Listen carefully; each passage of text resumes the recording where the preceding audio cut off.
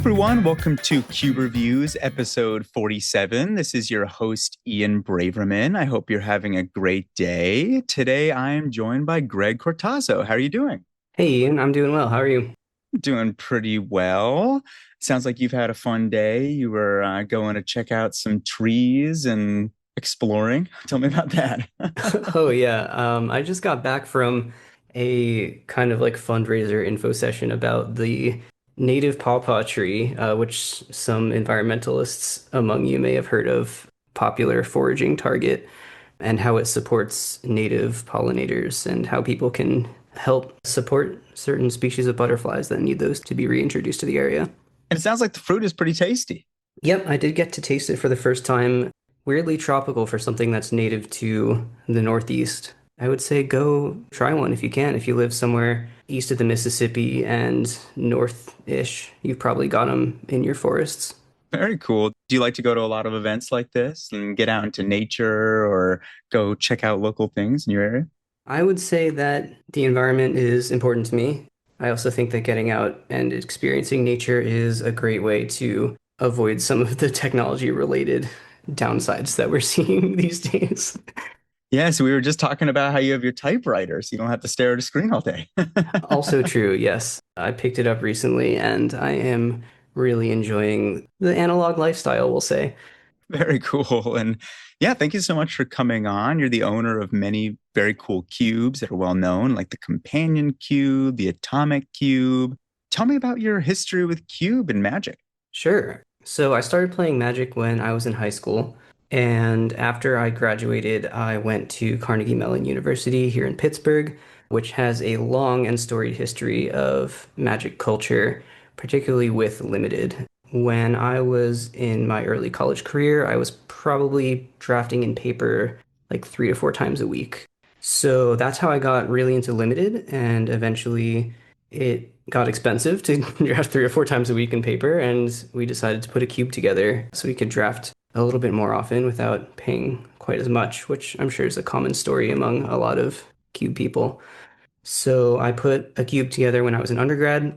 Our group dissolved a little bit during COVID, and after COVID, I decided to start seeking out some more design-related resources to try and improve the way that I was putting the cube together, and that's how I discovered the Cube Talk Discord and Lucky Paper Radio, and the rest is history. Very cool. What did the cube look like in your cube group at your college? We started off with a proxy vintage cube, and then after that, I kind of just put together a whole bunch of cards from my collection that I thought would play well together. That cube was very big, very bloated, full of a lot of really weird nonsense, and had an incredibly wide power band. But it was fun for what it was. We were all pretty inexperienced at cube at the time. That cube actually, believe it or not, eventually evolved into Companion Cube, which is a Oh, story wow. that you can hear on Recross the Paths if you'd like. I won't tell that entire story again right now, but Shout out to Recross the Paths. My college, we just played Commander all day. I'm jealous. oh yeah, we did that for a while, but we outgrew it quickly, I have to say. Understandable. And you're also the organizer of Vertex, which is a semi-annual cube event series. I went to Vertex Philadelphia and had a lot of fun. It's also in Pittsburgh. Tell me about this event. When is the next one? Yeah, so I've run 3 of these so far. The first one in Pittsburgh was one of the earliest, if not the very first East Coast Cube event, if I recall correctly. And yeah, I found that I really enjoy organizing Cube. I really enjoy sort of enabling people to enjoy the format. I'm just going to keep at it. Very exciting. I love Vertex Philly. It was a great event. Philly is a great city. Want to give us a piece of advice or wisdom about running a cube event for people? Oh, well, I could definitely record an entire podcast episode about that given the chance, but one of the things that I like to keep in mind with regard to organizing cube events is that you're always going to have a really wide variety of players attending, and that's something that you have to keep in mind throughout like every decision-making process that you have. Like, how do you support the competitive players alongside the super casual players and make sure that they all have a great time? And I just kind of keep that mantra in my head while I'm trying to figure out stuff like prize support and cube selection and all the other organizational bits and bobs. That's great advice. ConnectiCube, another cube event, is going to be happening Saturday, February 28th and Sunday, March 1st. just outside of Hartford, 64-person cube event. It's going to be in the description. And those are all things that I've definitely thought about for ConnectiCube. Like, how spiky do I want the event to feel? How will the price support feel? How will the price structure do? Will it be just the top eight? Will it trickle down? Will it be more like raffle or things like that? So there's a lot to consider definitely when creating a cube event or any type of competitive event with Magic or anything else. Really awesome that you've held these cube events, and I hope you continue to keep going and have fun with them. Thanks. And yeah, today we are talking about cube that looked very cool to me and also very interesting and unique, the Drownyard, a low power cube that looks like it's very highly graveyard focused. Tell me about this cube. It looks like you took many inspirations, like from the Penrose cube that I spoke to Lincoln on a previous episode, the Fire Swamp, 15, a rusty box at Goblins. Tell me about the inspiration. What made you want to build this cube? Yeah, so I think this cube really is kind of a culmination of a lot of different ideas that were floating around in my head for a long time. And it really started with me drafting a lot of low-powered cubes all in a row and thinking, wow, this is way more fun. This is really skill testing. I'm getting to see all these cards that you don't see as often. There's a lot of reevaluation and recontextualization, thinking on your feet, I guess, and kind of going back to my limited roots. And I knew for a long time that I wanted to build something that was on the lower end of the power spectrum, since the two cubes that I had that I was drafting most often were Atomic and Companion, which are both incredibly high power environments. And so as I was thinking about this kind of thing, I was thinking on some of the lower powered cubes that I really enjoyed, among them the ones that you just listed, in addition to things like the regular cube, as well as Max's Virtually French, which I drafted at the Saltbox. And in addition to that, I had attempted previously a different cube with a rules change. The rules change was such that instead of taking damage, you would mill cards out of your library. It was a desert cube and it was also a bar cube. And the intention was you wouldn't need anything else to play the cube except for the cards in the box, because you need no life totals, you need no tokens, you need no counters, etc. No basics box, right? I put it together, we drafted it a couple times, it was a little bit of a flop. We found that there were some structural issues with the way that the cube was put together that I didn't really think were easily reconcilable. So with these two things in mind, I kind of just slapped together a pile of cards that I really liked and tried to see if I could bring these ideas together into something that was a little bit more satisfying. So that's why you see the very low power level, and it's also why you see the heavy graveyard focus. You'll notice also in the overview here that I aim to make mill roughly the same amount of win condition as your life total. And this also comes from that cube where you die only from mill. I think it's way more interesting across board gaming and across Magic if there are multiple goals that you're aiming for in parallel, and you need to consider all of them at once. This is something that I find really interesting in tabletop gaming. And I wanted to try and reflect that here because in the vast majority of contexts of Magic, mill is something that either never comes up at all, or when it does come up, it feels kind of like cheating, right? Like I completely ignored what it was that you were trying to do, and instead I just decked you and you died without interacting with combat or whatever like the rules of engagement are for the cube. That also factored into the graveyard focus here as well. And to some extent the power level, I think, too, because you can't have a power level too high. Like if all the combat threats are too good, then mill is naturally not going to come up as often. Huh, really interesting. I love lower power cubes. I've been trying to build some on my own recently. Most of my earlier cubes that I built, like the one I had in college, was like a legacy, very similar to like Vintage Cube Minus. Even my Peasant Cube, which for many years was pretty high power, trying to make it like a almost higher power Peasant Cube. And then my Bant Cube, my Rakdos Cube are pretty high power. And I've been having a lot of fun. Like recently, I have it all over my floor in my basement right here. I've been building a different version of my friend Sam's TLDR cube, where instead of being 4 lines of text or less, it's 10 words or less. And definitely in the lower power cube space, especially when you put a restriction on yourself, like it sounds like you've done with this, where you want a mill to be a really big part of the cube, it makes it so some cards that you would almost want to include, I find to be, oh, this is too strong, or this definitely would not work. But you get opened up to so many cool cards that probably most people have never seen before. Yeah, I think that's another really satisfying part of designing at a lower power level is the pool of cards you can draw from is just so much larger. when you're designing at really high power levels, you box yourself out of a huge percentage of the card pool because there's just too many cards that are not strong enough to play. And tell me about what the power level you're shooting for is. Like one thing that I saw in the outline, which I thought is pretty funny, is it says, I don't want Dinrova horror to look washed. Tell me about building a cube around Dinrova horror. What is the power of Dinrova horror? Yeah, well, the power of Genova Horror is 4, and so is the toughness. Yeah, everyone, But let us the know what that card does. I guess we should say that first. Sure. For those of you that weren't playing Pauper 5 or 6 years ago, Dinrova Horror is a 6 mana 4/4, and when it enters the battlefield, you get to recoil something. So you return target permanent to its owner's hand, and then that player discards a card. And it's Demir that's very important. Correct. Yes. For blue, black. Part of the reason for Dinrova Horror is that my username has been Dinrova Horror on all my socials for quite a while, and I haven't been playing that card in a cube for also quite a while. And people ask me about that a lot, so I figured we should probably have a Dinrova Horror cube kicking around in the playgroup. I also think it's a really interesting sort of signpost in terms of the power level. Coming into the cube, I wanted the card to be not just playable, but pretty good. And so that dictates a lot of the size of the creatures in an interesting way. And it also dictates the speed of the format in an interesting way.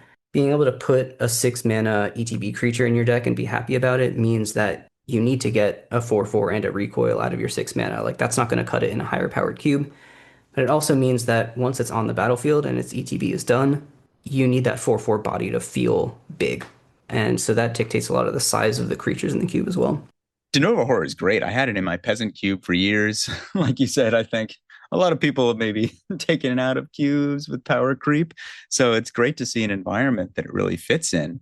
So you mentioned that mill is a really big part of this cube. And I think it's really interesting what you were talking about. Originally, this cube had this rules change that you would mill instead of taking damage.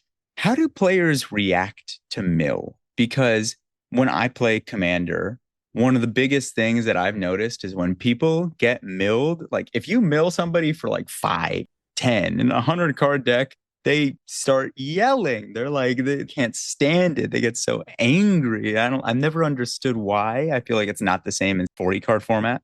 Tell me how the experience and the player experience has felt and the feedback you've gotten when it's such a heavy mill cube. Yeah, well, I think when mill is part of the rules of engagement, it's a very different story. When you sit down to a cube and somebody tells you, hey, you need to be prepared to be milled out in this cube, then first of all, it's not going to catch you by surprise. So it's going to be less upsetting on that front. And second of all, you have the entire draft to find cards that are going to stop you from decking. I think that's an important part of the texture of the format. Like, what is my game plan against a deck that's going to go slower than me or a deck that is intentionally going to be milling me out? You'll see a lot of cards in this list that are explicitly here because they're good against the mill plan. Things like Serene Remembrance, Krosan Reclamation, cards that shuffle things back into your deck or stop you from drawing from an empty library or are actively good when your library is low. And I think that's a really interesting facet of the format. And another thing about mill is definitely sometimes it could be really powerful. Like if you're able to mill somebody really fast, then of course they die. But there are also a lot of risks in my experience when it comes to milling your opponent. And I feel like that could definitely be even heightened here because there's a lot of decks that want to be self-milling a lot in this cube, it looks like. There are cards like Scab Ruinator, 1 blue, 5/6. As an additional cost to cast it, exile 3 creatures from your grave, and you can cast it from your grave. This card actively wants to be milled. Tell me about the dichotomy of cards that want to be milled over, self-mill, and milling your opponent.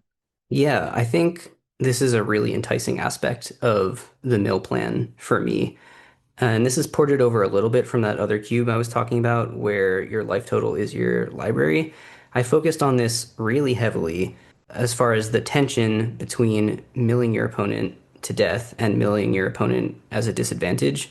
I think that tension is really cool. It reminds me a lot of the Death Shadow mirror in Modern, where you had to care about putting your opponent's life total low enough to kill them, but not low enough to kill them, because then all of a sudden their death shadows are huge, right? Like there was an incredibly interesting tension with how much burst damage can I basically do to you in order to get you dead without giving you this advantage. And we're both racing, but we're not racing at consistent speeds across the course of the game. And I think that really shines through in a cube where a lot of the games are decided by empty decks, and a lot of the decks are trying to take advantage of their graveyards. And tell me about how far you went into the mill, because there are definitely some mill cards that are extremely powerful and I would say even toxic in a 40 card deck format. Like, for example, I don't see either of the crabs in here, which is interesting. Were they too powerful? Yeah, so I don't know that Hedron Crab would necessarily be too strong for the format. I think the premier, let's call it mill burn card, like truly targeted, dedicated mill strategy card, is Drown Secrets, which is obviously incredibly powerful in this cube where there's 120 plus blue cards. I think it's interesting that that card requires at least a little bit of thought to build around, right? You have to pay attention to the cards that you're putting in your deck, and you can't jam it into a green-black deck and have it really do anything. Whereas Hedron Crab is not really a synergy piece in a format where mill is fairly relevant. It's kind of a card that you just put in your deck basically 100% of the time. You do get to decide if you want to mill yourself or your opponent with it, which I think is interesting, but it does not provide you a whole lot of strategy in the drafting and deck building phases.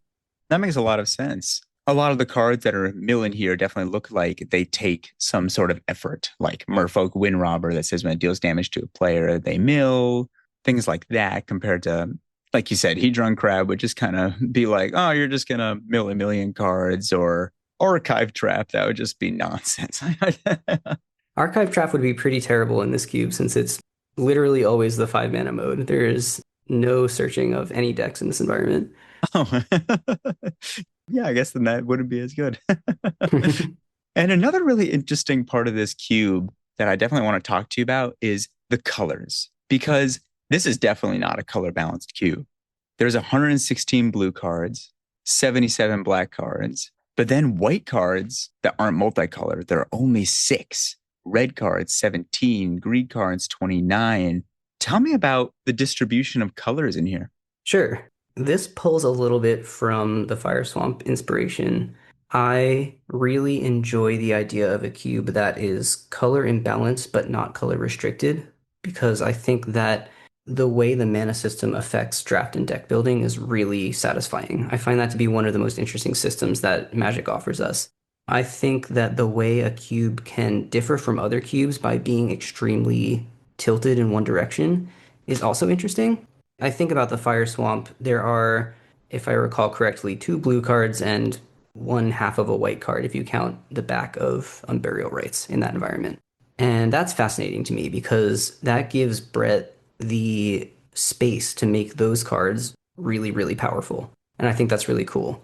It's really hard to get a Sulkanar the Swamp King onto the battlefield in that cube, but if you do, like you're winning that game almost every single time. So with all that being said, I wanted to try something in a similar vein. This cube skews very heavily towards blue. Like you said, over a third of the cards are blue.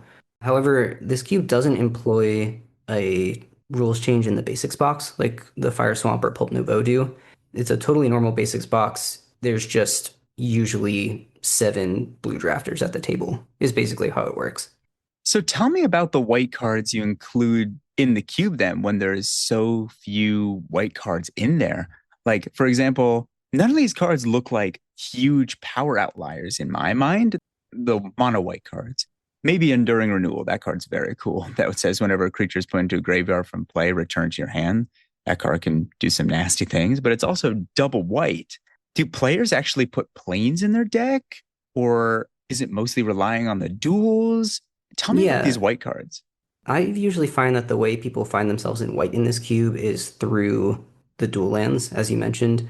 There are bounce lands in this cube, and they are incredibly powerful because the cube is very slow and card advantage matters a lot. So if you pick up an Azorius Chancery, just because you're probably going to be in blue and that card is extremely strong even with no white cards in your deck, then you might find later in the pack a card like a Biting Grace or something like that. Another way that I like to view the smaller colored sections of this cube is that they fill in some of the gaps that the larger colors can't achieve in terms of the actual card effect.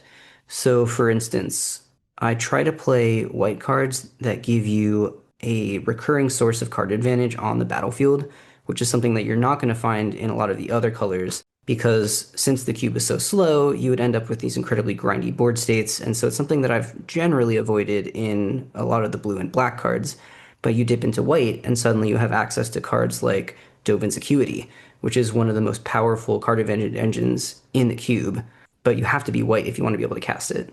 That's a really interesting take. Like, for example, I see another one is Azorius Aether Mage. Whenever a permanent is returned to your hand, you may pay one if you draw a card. That works pretty well with Dovin's Acuity, which returns to your hand too. That's a combo right there. It sure does, yeah. And then if you scroll further down into the three color section, you see cards like Fiery Justice or Smiting Helix, which again are really unique effects and really huge sources of card advantage that you're not going to get access to if you're not trying to spread outside of just the kind of baseline blue-black. Smiting Helix is a really interesting example because this card, in my opinion, is highly playable in the format, even if you can never flash it back. 4 mana for 3 damage and then gain 3 life is pretty much right on rate for the rest of the cube. But if you're able to flash it back, it becomes pretty broken. That being said, it's pretty hard to do that because red and white are the two smallest colors in the cube. So this is kind of an intentional design choice of you have to work really hard to get all the juice out of this card, but it's really worth the squeeze. Now I gotta know, has anyone ever drafted Naya and how they've done? I haven't seen Naya before. I have seen a good handful of non-blue black decks. So black, green, and black, red are pretty popular. Black being the second largest color in the cube. Usually, if you're gonna be kind of 5 color nonsense, then you're probably gonna be in all 5 colors, right? Like there are cards that you want to dip into red, white, and green for, and I've absolutely seen decks that are playing all the colors, but it's pretty hard to pull that off without also putting blue and black cards in your deck. That definitely makes a lot of sense. One thing that surprised me was this cube does not have many green cards. Like in my head, green is just a big part of the graveyard decks. And so many graveyard cards that I think of are green. Cards like Spider Spawning or cards like Golgari Grave Troll. Tell me about green in this cube, man. Well, it's funny you should mention those two cards in particular because that brings us to two more restrictions that also exist in this cube. There are no tokens in the cube that are not 2/2 zombies, and there are no counters at all in the cube. So Grave Troll and Spider Spawning in particular are kind of soft banned from the environment. I really like this change because it gives sort of a bar vibe. This comes a little bit from the Penrose inspiration as well. I find it really satisfying to have a small number of game pieces that you need, but a lot of bar cube designers will tell you that it's difficult to work with no tokens because it's hard to enable strategies that go wide in any way. You just can't make more than one game object with one magic card if there's no tokens in your cube. So I restricted myself to only one type of token, a 2/2 black zombie. I felt it was really thematic for what the cube is going for, and it's also pretty much just as logistically easy to support one token type as it is to support zero token types, because you can literally take any random rectangular object that's nearby and slap it on the table, and everyone will know exactly what it's representing. It's always a 2/2 zombie. Yeah, take like the backside of a sleeve or something. I do that all the time for tokens. Yeah, exactly. Some random ad card or anything that's laying around, a card from a different cube that is in someone else's backpack. Like it's always a zombie. A rock thief on the ground or something. Mhm. So green is one of the smaller colors, but not the smallest. So you get a little bit of a blend here. There are a bunch of broadly playable, like fairly graveyard focused cards here. I'm looking at cards like Igapede, for instance, or Loaming Shaman. These are cards that, they kind of fit into what the blue and black sections are doing for the most part. But then you also get to lean into the smaller colors' strengths with cards like Wilderness Reclamation or Up the Beanstalk, which are really narrow, really powerful build-arounds. And then another favorite of mine here is All Sun's Dawn. I really like in a lot of my queues to seed in a sort of secret 5 color payoff that encourages drafters to splash extra colors when they see it. And All Sun's Dawn is perfect for that because if you find yourself in Sultai, you draft this All Sun's Dawn, it's already perfectly good. And then when the Dovin's Acuity comes around or whatever random red card, then you're more incentivized to try and like really stretch the limits of your mana base and do something really cool with this All Sun's Dawn. I'm a huge fan of secret 5 color. Usually I put in like Golos or Giganta or something, and All Sun's Dawn is really cool. Like, especially when there's so few like white cards in the cube, you would have to really make a conscious decision to put in a powerful Azorius card or get back your Enduring Renewal or something. So I really like that. That's a really cool design choice. And another thing that's really unique about this cube that I really have never seen before is there are only two colorless cards in the whole cube. Why so few colorless cards? This wasn't a super intentional choice, I would say, but given the context of virtually every drafter being blue in virtually every draft, it kind of functions such that the blue cards are colorless for most intents and purposes. So I haven't found that it's necessary to really like artificially increase the number of colorless cards. I have here it's just Heaped All and Hollow One, which are both cards that I think are perfectly powerful and playable in this environment. They both fulfill synergy roles, and I would be playing them even if they weren't colorless. Well, Hollow One would probably be a lot worse if it wasn't colorless, but that's another story. Yeah, definitely. I mean, that makes a lot of sense. I mean, when, like you just said, like everyone's playing blue or a lot of people are playing black, it's not like you need that many colorless cards, like you said. If you're going to You be have a ton mostly of one or two colors, then always blue. The blue cards, like you said, are almost like a colorless card. Yeah, exactly. The mana bases are already easier than normal because of the incredibly high density of blue cards. And tell me about the lands that you decide to include in the cube when it's such a color imbalanced cube. Like when I spoke to Parker and talking about Pulp Nouveau, for the most part, his lands were pretty color balanced, even though it was a pretty color balanced cube. But here, there's definitely a much more spread of different lands. Like there's four Azorius, nine Dimir, only one Gruul, but then also some three color lands that look like they basically are all blue. Tell me about that. Yeah, so you have correctly identified that the Alara slash Khans tri-lands here are only lands that I would play if they were missing one of the colors, is the idea here. You'll see often like these cards kind of play the role of guild gates in a lot of environments because they're not fetchable, so they don't really have the triome effect. It's kind of like putting a whole bunch of copies of guild gates of various color pairs while only taking up a small number of slots, and also encourages people to play blue more often, which is one of the goals of the cube. Honestly, the land section has been a little bit of a pain for me in this environment because it's pretty difficult to figure out how you are supposed to shape the land section in order to encourage certain color pairs to crop up more often than others. It is an overt goal of the cube to have more players playing blue than average, and so more blue lands naturally makes sense. But then we look at the relationship between the next two most common colors, black and green, and you have to ask how many Golgari lands do you want to play? Because if you play too many of them, then suddenly people are going to start putting together Golgari decks more often and they're going to be ignoring the blue cards, which is a little bit counterintuitive.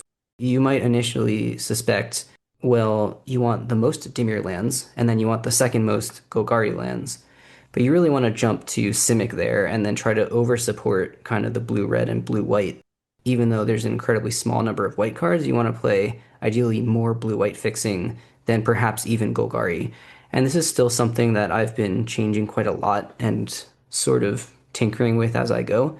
By no means have cracked it. So I would say the land base as it exists right now is not necessarily ideal.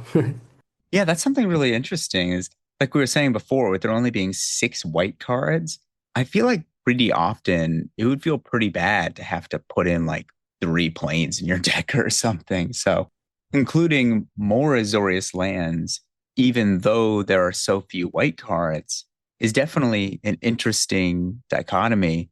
But it does make sense to me because you also want to tell people, oh, you can go blue white, even though you're not seeing many white cards. I think the key here is cards like Seaside Citadel, Arcane Sanctum, and Azorius Chancery are cards that you are likely to put in your deck anyway, even if you're not in white. And then they also guide you towards putting white cards in your deck. I'm a big fan of doing that, like in my Bant cube. That cube does include a little bit of red and black, mostly in the way of like flashback cards or a kicker that lets you play a red or a black card here and there. And I include the triomes that are off color that have at least two of the colors in the cube. And I find that that really does a really cool job of, like you said, allowing people to, if they just want to, play it as a two color land, but if they can use as three color land, then it's really adds some interesting dynamic there. Yeah, I love three color cubes that do things like that. I have a fond memory of drafting an early version of Noah's Esper Cube that involved like one red triome and one green triome just so I could try and aspirationally activate Golos, which I think is just a really fun dynamic. I love that too. And tell me about the speed of this cube. Like these cards do not look fast, like we talked about, in a sense of getting your opponent's life total down. Like there are some cards that can definitely hit your opponent and deal damage. Like we talked about something like the Scab Ruinator being a 3 mana 5/6. But there are also a lot of high toughness creatures in here. Like I'm seeing things like Merfolk's Secret Keeper being an 0/4, Larder Zombie being a 1/3. Are you actively trying to make it difficult to kill your opponent with damage so the mill can shine? I have spent a lot of time trying to make sure that there is an aggro deck in this cube, but it doesn't feel like there's an aggro deck in this cube. Once you've drafted it a couple of times, you start to see the through lines a little bit. The major things that I've included in this cube to try and support this are undercosted creatures that have some type of downside. So we're talking about Pale Rider of Trostad, which is actually like a pretty aggressive beater in this environment. Una's Prowler, cards like this. And then as you start going up the mana curve, you can find like Hirobi, Death's Wail, you can find Thought Devourer. These are cards that are really undercosted in this context, but have some type of downside. And this is a trick that I kind of stole from the Fire Swamp as well. I really enjoyed drafting the types of cards in that cube that were like 2 mana, 2/2 flyers that deal you damage when they enter the battlefield or something to that effect. Additionally, a lot of the black draw effects, the sort of Night's Whisper adjacent cards, I intentionally included a lot of those that can target your opponent, which is another angle that you have to try and deal damage quickly. So we're looking at Wasteland Strangler and Sign in Blood. These are cards that are secretly burn spells if you contextualize them correctly. And then finally, we have actual burn spells that often go in control decks because they are good removal spells. But if you put your deck together in the right way, you might find yourself going face with them more often, right? Like most of the time, a Fiery Temper hits a creature in this format. But if you really focus your draft and you draft kind of a black-red aggro sort of strategy, you're going to find there is access to enough burn to actually cross the finish line there. And I think that's a really fun facet of this cube that isn't immediately apparent by looking at the list, but there is absolutely a secret aggro deck here. Sign in Blood is so sick because you can deal two to your opponent, like you said, for the black burn, but also you can make him draw out if you milled him out enough. It's another kind of mill spell. There's a That's lot of true. different parts of this card. That's cool. Yeah. Yeah, another thing that's really interesting that we already mentioned about this cube that I wanted to talk to you more about is so you can only make zombie tokens, but it also looks like there's a zombie theme, which, like you said, I feel like is very thematic with it being the Drownyard. When I think of the word the Drownyard, I think of like a graveyard and I think of, oh, what's going to come out of the swamp and what's going to come and get me. Tell me about the kindred themes you include in the cube and the creature matters cards. Like I see cards like Deadpool, which is cool. Sacrifice a zombie, deal 2 damage to a creature or player. Tell me about this zombie payoffs. Yeah, I think it's fun to be able to include zombie themed cards here and know that every time you make a token, this card is going to synergize with it. It kind of blends together your traditional aristocrats archetypes with another type of sort of traditional zombies deck, right? And you get to play cards that care about zombies as though they are aristocrats payoffs or tokens payoffs because every token is a zombie and a lot of the zombies are tokens. Deadbolt is a card that unfortunately has really underperformed in this environment. It's a Oh bit of a no. big ask to be in red and also have enough red sources that you can repeatedly activate this, but I am continuing to try and up the zombie count to try and make that card good because I think it is really, really cool. That art is sick. Well, I don't even So know what I'm sick. looking at. Like it's like a zombie that like has fire wings or something. It's it's Yeah, really I cool. honestly don't know. It kind of seems like this wizard is being melted onto by the zombie or something like that. I'm really not sure. Nothing ruins your day like a blazing zombie. It's the That's flavor text. Yeah, I mean, I can't. Yeah, I guess so. And tell me about some of your favorite decks that you've seen drafted in this cube. Like another question is, has Dinrova Horror won games? Oh, absolutely. As I mentioned earlier, a 4/4 feels huge in this environment, and having it be one of the only ways to deal with a resolved problem permanent that's not a creature is also super relevant.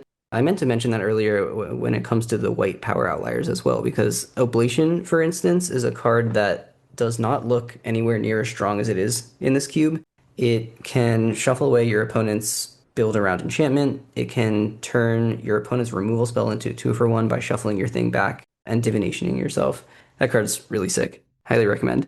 But to go back to some interesting decks that I've seen, in the very first draft of this cube, an interaction that I did not seed intentionally, but ended up winning the draft was Up the Beanstalk plus Gigapede, the aforementioned Gigapede. Oh, Now, wow. Because Gigapede, Giga P goes back to your hand. it goes back to your hand if you discard a card, and then you cast it and you draw that card back off Up the Beanstalk. And this engine was so powerful. Like, players were telling me that these cards were too good for the cube in the first iteration because of the Gigapede Up the Beanstalk deck. So that was really cool. The first time somebody put together the true black-red burn deck was also really satisfying for me because I had tried quite hard to sort of seed that in, and it was really satisfying to watch that deck be successful. And then another highlight I can think of is I was a Cunning Wish deck, and my Cunning Wish package involved Pull from Eternity and Memory's Journey or something like that. And so I could get the whole self-mill package out of my sideboard and pull from Eternity the Cunning Wish back into my deck and then go back and get the card that was shuffling things back. And so I had this inevitability engine of just shuffling back whatever the best cards from my graveyard were back into my library, and it was this really gross kind of control win condition. Shout out to Jamie Stone, but one of my favorite cubes is the 15 card Highlander. And this is feeling like a lot of 15 card Highlander vibes, like Oblation, being able to shuffle things back into your deck so you could draw it again. That's so sick. I love kind of decks like that you can kind of get value, like reusing your deck and kind of have this engine that never stops, but is also really slow and inevitable. That's cool. Yeah, a lot of those cards did come from the 15 card cube that I cited in the overview, which is a local micro cube. One of the earliest, to my knowledge, actually. The designer was an early contributor to Cube Cobra, and I think was one of possibly the very first proponents of this 15 card micro cube system. I love 15 card cubes. They're sweet. Like my Bolt Cube, 15 cards. I definitely wanted even more cubes in that space. Yeah, it's a really fun form factor and super portable, which is cool. How about we jump into a pack one, pick one here? Yeah, for sure. So it's a 16 card pack, so it's a little bit longer. I'll read it off here. We got Aruth, Tormented Prophet, 1 blue red, 2/4. If you would draw a card, exile the top 2 cards of your library instead. You may play those cards this turn. Bizarre Trade Mage, 2 and a blue, 3/4 flying. When it enters, draw 2, then discard 3. I love this card. When I was at Cube for a Cause playing the UMA Cube, another graveyard cube that I love by Zach Barris, so fun. I was able to play this and then discard 2 Root Wallas and then play a hollow one right after. So I was going nuts. That was a lot of fun. And then we have Null Tread Gargantuan, which is 1 blue, green, 5/6. When it comes into play, put a creature control on top of its owner's library. Interesting. Now this is almost a blink card, and anything that almost resembles a blink card, I can get behind. We have Scour All Possibilities, 1 and a blue, scry 2, then draw a card, flashback, 4 and a blue. Gorex the Tomb Shell, which is a zombie turtle, 6 black, black. As an additional cost to cast it, you may exile any number of creature cards from your graveyard, and it costs 2 less for each card exiled this way, 4/4 Death Touch. And when it attacks or dies, choose a card at random, exile with it, and put it in your hand. Chaos Warp, 2 and a red. The owner of target permanent shuffles into a library, reveals the top card of the library, and if it's a permanent, puts on the battlefield. We got Gigapede, so we can try and get the Up the Beanstalk to go crazy with that. We can try and get that later on. 3 green greens, 6/1. It can't be the target of spells or abilities. And on your upkeep, if it's in your graveyard, you can discard a card to put it back in your hand. We have Undead Gladiator, 1 black, black, 3/1. This is kind of similar to Gigapede. It has cycling for 1 and a black, and you can pay 1 and a black also and discard a card to return it from your graveyard to your hand. So we got a lot of coming back from the graveyard stuff here. Blighted Cataract, a land that taps for colorless. 5 and a blue, you can tap it and sack it to draw 2. Keldon Megaliths, which is a red land that enters tapped. Tap it for red. You can also pay 1 red to deal 1 damage to a creature or player if you have no cards or hand only in Hellbent. Now that's a burn card, I guess. Yeah, there's definitely a sort of Hellbent sub-theme going on in the burn deck as well. You'll see Cackling Flames. Ooh. 4 mana instant, deal 3 to any target, and then if you're Hellbent, it deals 5 to any target. And this is one of the most powerful like finishers for the burn deck as well. That's a lava axe. That's pretty powerful. Yeah, it Huh. goes anywhere too. Wow. Huh. That's great. The art is also very cool. Like a laughing flames. That's cool. Then we have Waker of Waves, 5 and blue. Creatures your opponents control get -1/-0. You can also pay 1 and a blue and discard it to look at the top two cards of your library, put one in your hand, other in the grave, and it's a 7/7. So this card's really cool. I like it a lot. I had it in my Peasant Cube for a while. It slows your opponent down. It's huge. And then also it's uncounterable, the discard ability. So it's really fun. Disappearing Act, 1 blue, counter target spell. As additional cost to cast it, return permanent you control to your hand. So that's pretty sweet. Get those ETBs back. Think twice, 1 and a blue, draw a card, and then flashback 2 and a blue. Fell Watcher, 1 and a blue, 1/2, flying. When it enters the battlefield, surveil 1. And if you have Delirium, it gets +1/+0 as long as there are 4 more card types in your grave. This card is one of my favorite cards in my bulk cube. It might be one of the strongest. This card has been on the cutting board for being maybe too powerful, but I think it's such a fun build around. Then we have Tranquil Cove, which is tap land. You gain 1 life when it enters, and you can add white or blue to your mana pool by tapping it. And then Balduvian Atrocity, 2 and a black, 2/3, kicker for red menace. When it enters the battlefield, if it was kicked, return to a creature with mana value 3 or less from your graveyard to the battlefield. It gains haste and sack at the end step. People might have noticed this is a 16 card pack. Why is this cube 16 cards before we get into this? All of my cubes are 384 cards. They're designed to be drafted 3 packs of 16 with an 8-player pod, and the only reason for that is I like everyone to see every pack exactly twice. I've always found it dissatisfying for there to be that one pack that you only get to see the one time because there's 7 hanging cards out of it. So bumped it up to 384, and it's a little bit more nice and even and gives you a couple extra slots to work with too. I like that reasoning. That's great. I mean, just because Wizard says that a pack has to be 15, or I think packs are even like 14 now. They're not even 15 anymore. That's actually what spurred the change was when they went down to 14 cards. I was like, well, if they're not going to do 15, then I should probably just pick a number that makes sense. So I went up to 16. I love drafting with weird packs, like when we do Chaos Draft at my game store, Games IRL in Avon, Connecticut. If you happen to be in the area, always looking for more cubers. We do like collector boosters and stuff that are weird pack sizes and stuff. It's fun. Yeah, I did a Homelands draft once. I think they have like 10 cards per booster or something like that. It was a mess. So, what do you think of this pack here? There's a few directions I'm looking at. Yeah, I have a couple ideas, but I don't want to bias you too much. So why don't you go first? Okay. I'm looking at Bizarre Trade Mage. I mean, 2 and a blue for a 3/4 flyer. I mean, that card is huge. It also draws 2 and discards 3. So it gets a lot of your synergies. You can discard a lot of really strong cards in this cube. Like you can discard your flashback spells or like your Undead Gladiators or Gigapedes, or you can make your Gorex cheaper, or you can fuel your Delirium, a Foul Watcher. I mean, there's like 10 cards in this pack that it does really well with. I mean, alone. Another really cool card that I think is potentially really powerful is Gorex. I mean, 6 black, 4/4, Death Touch. But if you can exile a few cards, it becomes like insane. It becomes black for a 4/4. And this card is very similar to one of my favorite cards of all time, Ethereal Forager, which when it attacks, you get back an instant or sorcery that you delved. So this card is very similar to that. I love that card. And then also Waker of Waves is just great. I mean, it's a 7-drop that can be a win con late in the game if you can find some way to bring it back. And also early game, it fuels your grave. And I feel like fueling the grave is a big part of this cube. Yeah, I think those are all really reasonable picks here. Trade Mage definitely points you into a pretty tempo-focused direction, which I think can be a good place to be early in the draft. Decks that want to do something like curve a Foul Watcher into a Bizarre Trade Mage into a Thought Devourer and just end the game before your opponent can set up is definitely a real strategy. I think Gorex is another great standout here, especially if you don't want to start in blue, which can sometimes be good depending on who's sitting near you or whether or not you enjoy casting counterspells and things like that.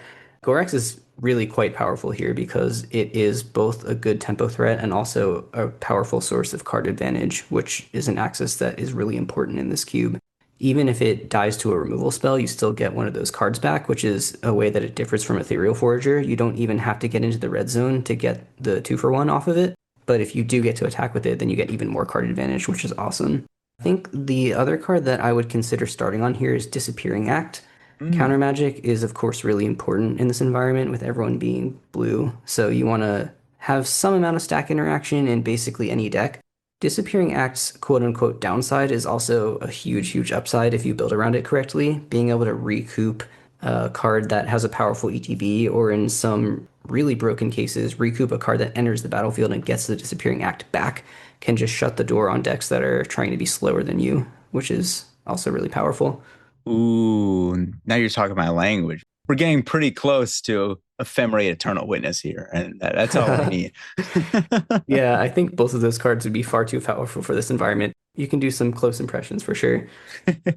All we need is a repository scab, a creature to exploit, and disappearing act, and we're going crazy. Yep, yep. Or if you're really dreaming big, you can put Scholar of the Ages in your deck. Oh yeah, Scholar of the Ages. Now that's I like that card. You get back your disappearing act, and you also get back like target player mills or something, or shuffle things back Hmm. from your grave, and Yeah, how do you draw lose? spell, anything. Yeah. Yeah, the Gorex is really interesting in here because I find card advantage to be such an interesting part of Magic in general. And card advantage, I feel like, is really unique in this cube because there's so much self mill, there's so much aggressive mill on your opponent that I feel like drawing too many cards from your deck can be kind of scary. Like Bizarre Trade Mage, late game, drawing two cards if you've already milled 20 or something that can become unplayable. It can become a card that you just can't play compared to Gorix that I feel like as the game goes on and this slower environment gets you card advantage in a way that doesn't bring you closer to death. Yeah, I would say it's a lot more common than normal in this environment to play more than 40 cards as well, which I think is another really satisfying aspect of the cube. When putting this cube together, I wanted to kind of pointedly challenge some of the assumptions that we make about deck building and gameplay. And so I thought it'd be interesting if I aimed to have players think about how many cards they really do want to be playing. It isn't always just 40 off the bat without thinking. And there are some matchups where you want to think about maybe being on the draw. And I think turning those non-decisions into real decisions is satisfying because most games of Magic is just like snap off 40 cards, snap off the play. Why would you even think about it? You know? Totally. Like that reminds me when I would do Chaos Draft at my game store, when we would do multiplayer, when we would do like Commander Draft or something there with the Chaos. So often people be playing 50, 52, 53, 54 because so often the games would come down to I had one or two more cards than my opponent. So I totally feel that. Definitely let us know in the comments what you would take from this pack. It's a very interesting pack here. There's a lot of directions you could go. And yeah, Greg, thank you so much for coming on. It's been awesome talking with you here. And anything you want to say before we wrap up here? Yeah, for sure. I want to shout out the Shoebox event next March in Minneapolis, St. Paul. I am working with an extremely talented team of people, including Gwen Decker and Andy Mangold and Hayu Yu, on a new Magic convention that we're spinning up next year. We're focusing on a lot of community-oriented formats, including Cube, and we would be really excited to see everyone there. So check us out at shoebox.gg. Tickets are live right now, and yeah, we'd be excited to see you. Where's this event? How many people is it going to be? It's in Minneapolis, St. Paul. It's at the River Center in St. Paul.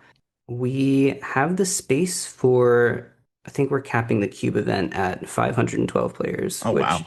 it'd be fantastic if we could fill that up. We are also running a CDH main event, a team sealed main event, and a pauper main event alongside the 3 day long cube tournament. So yeah, check us out on socials. We're on Blue Sky, we're on Instagram, shoebox.gg. Any Yeah, Chaos Draft happening? I'll float that to the team. We'll see. I love Chaos Draft. I just did Chaos Draft a couple days ago at the game store, and I could do Chaos Draft all the time. It's so fun. My old LGS before I moved from New Jersey, they did a chaos draft where they stocked every single Magic set ever printed, starting from revised all the way up through whatever was currently in print. You would roll two D20s, and they had this table where you would get one of those packs at random. It was wild. I was in chaos drafts where there were Urza's Saga packs involved and things like that. One time I rolled Unhinged, and they decided to just let me keep the pack for free and roll a new thing because nobody wanted to play with it, which was totally fine because I made my money back on just the basic that was in it. So Wow. Yeah, on Sunday there was a cold snap pack, and Those cards suck, but they're so funny. Yeah, Chaos Draft is funny because sometimes you play really bad cards depending on what they do. Like you'll open some 6 mana sorcery speed removal spell and you're like, yeah, get in there. Yes. Well, definitely, everyone, thank you so much for listening. Please like, subscribe, follow, all that good stuff. And I mentioned it before, ConnectiCube is going to be happening next year. So check it out. And I hope you all have a great day.